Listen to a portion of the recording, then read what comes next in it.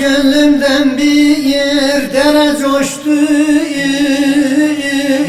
yaramladı, ya ben ağladım.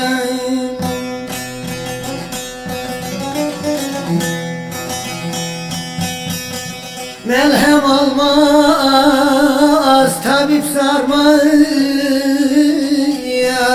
yaramladı, ya ben ağladım. Ah yaramladı, ben ağladım.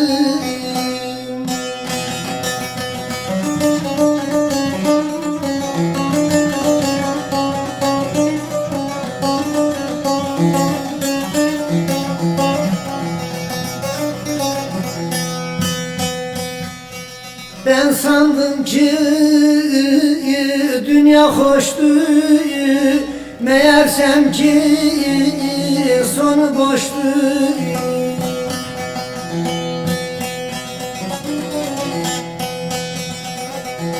İçimden bir dere coştu, yaralandı, ben ağladım. İçimden bir dere coştu, yaralandı, ben ağladım.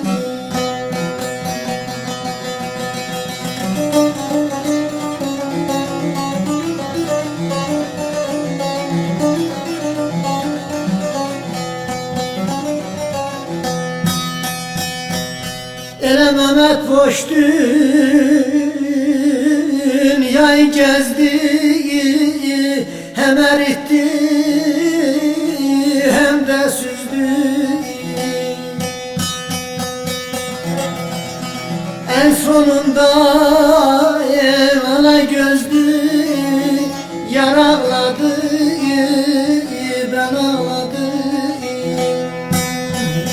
En sonunda ana gözlü yaralladım, ay oğul ben ağladım.